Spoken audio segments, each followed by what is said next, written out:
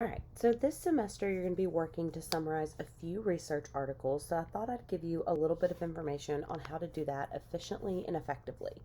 And don't get discouraged if this takes a little bit of practice. That's why we're doing this as an assignment in this class, is to kind of sharpen your skills as a consumer of research. So the first thing to know is the order to read the research article, which we touched on a little bit. We want to read with a purpose and ask two main questions. What is the argument of this research, and what is the evidence to support that argument? So you're going to start by reading the abstract, then read the end of the introduction to figure out what are the purpose, hypotheses, and goals of this research. Then you're going to go back through the entire introduction for a review of the past research, keeping what you just learned in mind. Then jump to the discussion and read the first paragraph. Then we're going to go through the method, skim the results, paying special attention to the tables and graphs, and then read the last paragraph of the discussion for overall conclusions of the research. And that's what we're going to go over today. So this is a sample article that concerns a voluntary cell phone abstinence program for college students. So the benefits of a voluntary cell phone abstinence intervention in general psychology courses. So here's your abstract.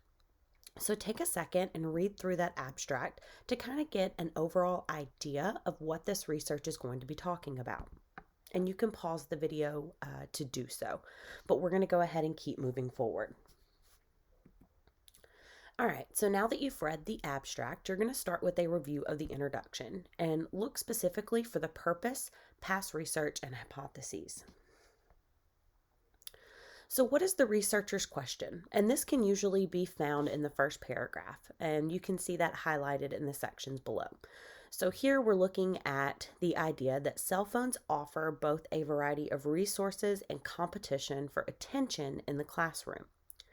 There's a plethora of evidence suggesting that there are negative effects of phones and electronic devices on student performance in the classroom. And students tend to be more distracted by their classmates' cell phone use than the instructors are. Now, you want to review the last section of the introduction for an understanding of the purpose and hypotheses of the study. So, the present study sought to build on Katz and Lambert's 2016 study that positive reinforcement approaches to cell phone abstinence by randomly assigning class sections to have the opportunity to participate in electronic device abstinence programs for extra credit. All right, so that may sound like a lot, but I promise it's going to come together and make a little bit more sense as we continue to move through this lecture. So these researchers hypothesize that students in the device-free condition will outperform those in the control condition and report higher levels of satisfaction and classmate connection. Now, this does show a little bit of the procedure on this page. So students in the experimental condition were provided the opportunity to participate in an extra credit project that required them to keep their cell phones put away in manila envelopes each class session for the duration of the semester.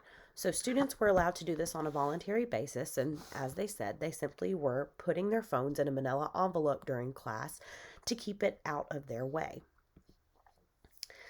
Now, before we move forward, let's try to process what you just learned about this research.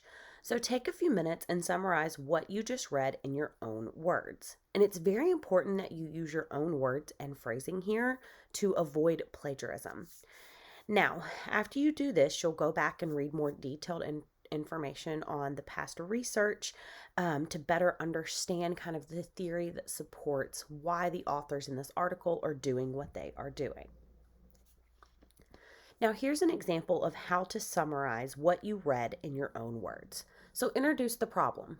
Well, put simply, college students are more distracted by their cell phones in the classroom than ever before. All right, so now we're going to go back through and summarize the past research. Based on what you read in the introduction, past research has shown cell phone use in the classroom negatively correlates with quiz scores, exam scores, and class performance of high achieving students. And furthermore, cell phone use has been shown to distract students' classmates more than instructors.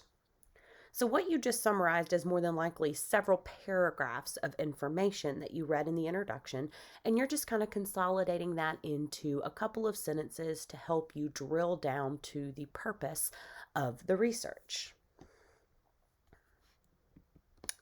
Now, the hypothesis is written in a very specific format that doesn't allow for a lot of room to summarize or paraphrase into your own words. However, you can play around with this a little bit.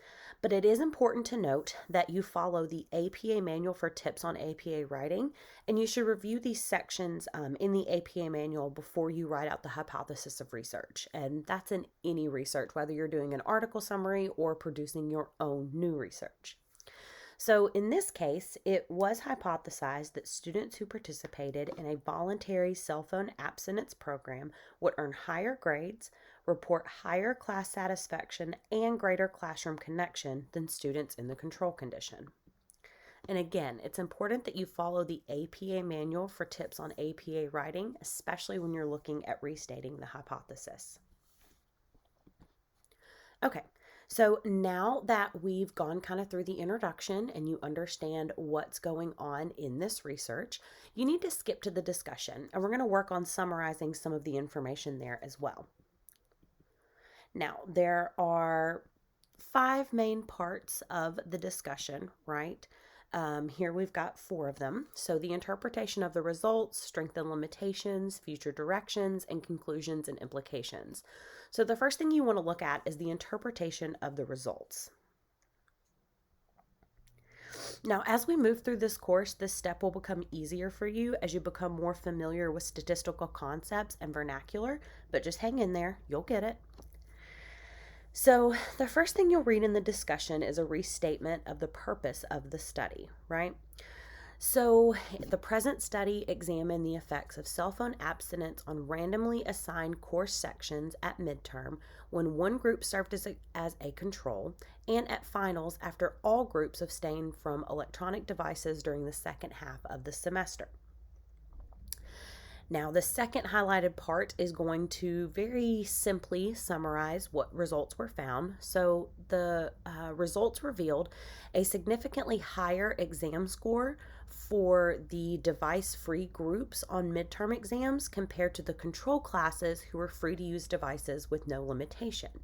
Now, it's important to note that these findings are limited, as this significant difference was only present for the fall semester, not the spring semester.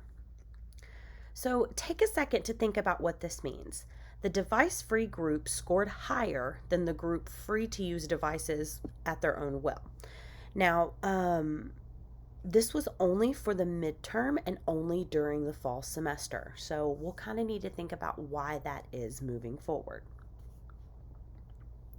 But first, let's hop back to the method section and let's look for the materials and critical procedures used in this experiment. So just to review, the method section is where you'll kind of find the recipe for the experiment. And there are 3 main parts that we're going to review. So first, you have the participant section that lets you know exactly who participated in the study while keeping anonymity.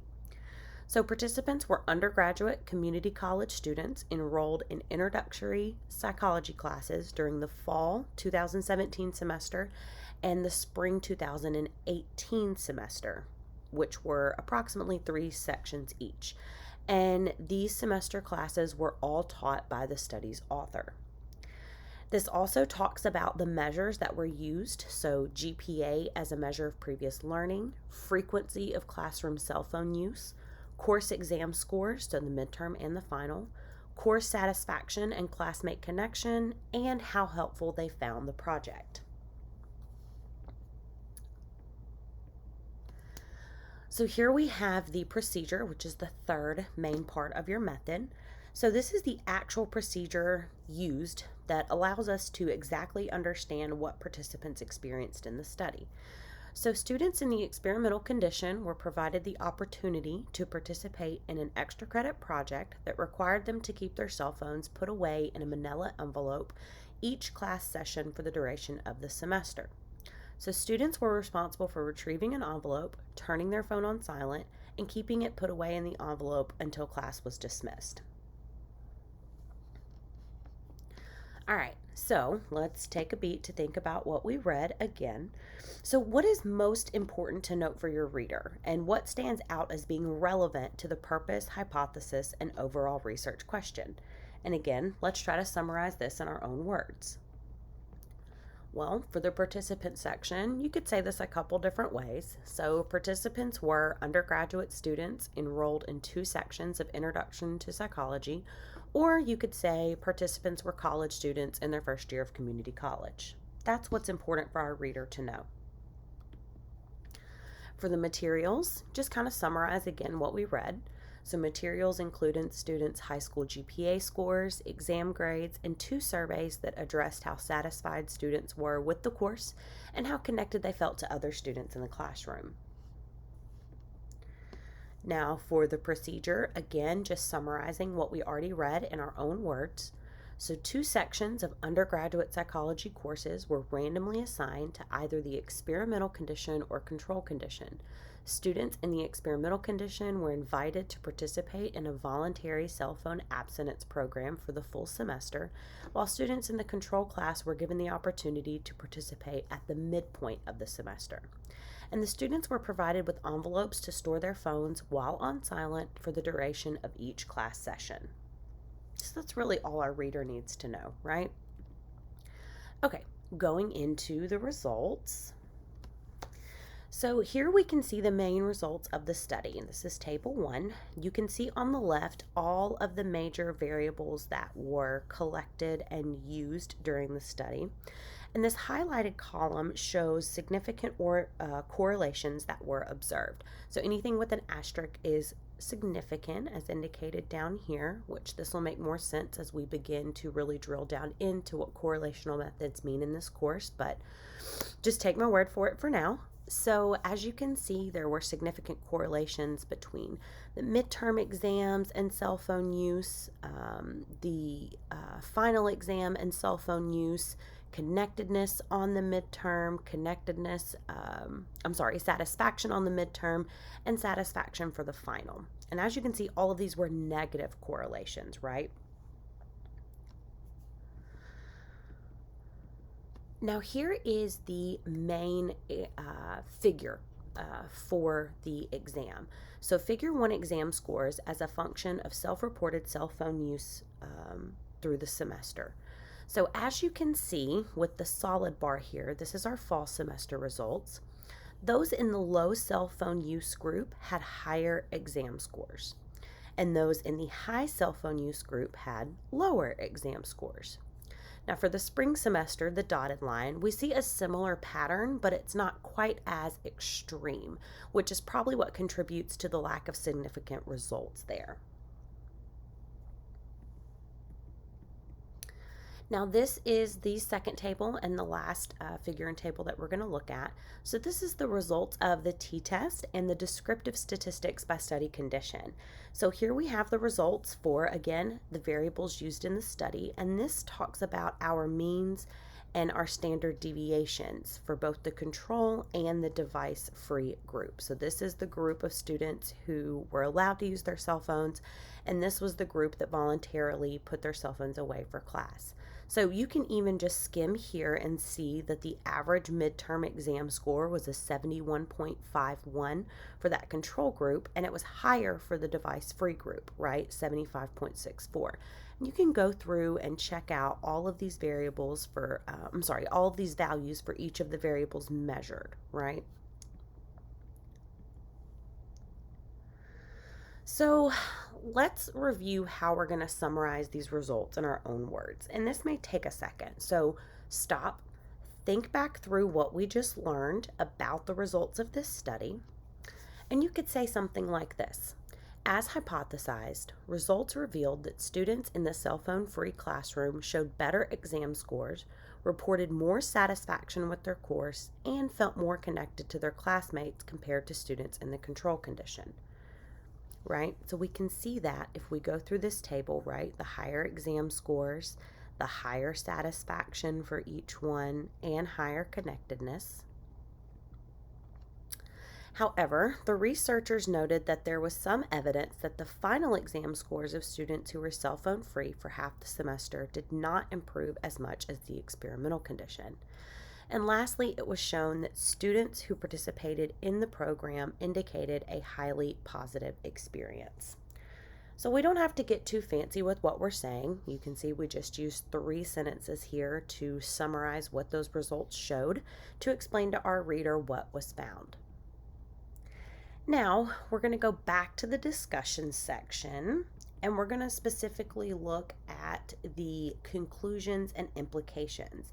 And for the purpose of your article, the conclusions and implications are going to provide you with the most information.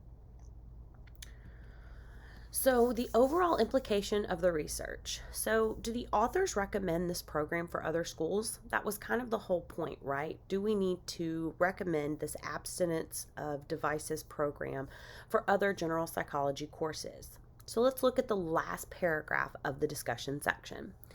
So, a positive reinforcement program for cell phone abstinence is easy to implement and promotes desirable course-related outcomes in a manner that students highly endorse. So, that sounds like a recommendation to me, right? Sounds like this is really beneficial for student learning in general, and in all classes, they could recommend a cell phone abstinence program. Now, the last thing that we're going to touch on are the references. So these are our references right here. This is typically your last page of the article. And this is where you can find all of the papers and the books used to write the current article. And this is extremely helpful in working to write up your own research as well, or better understanding the theory behind the current research. So sometimes the authors may not give you as much information as you need about a past study. You can look up that reference, skim through that study, and get a better understanding of what was done and how that motivates the current work. So that's really it. When you begin your article reviews, reference back to this lecture and these slides for help. And as always, reach out with any questions that you may have when you're working on summarizing those articles for your assignment in this class.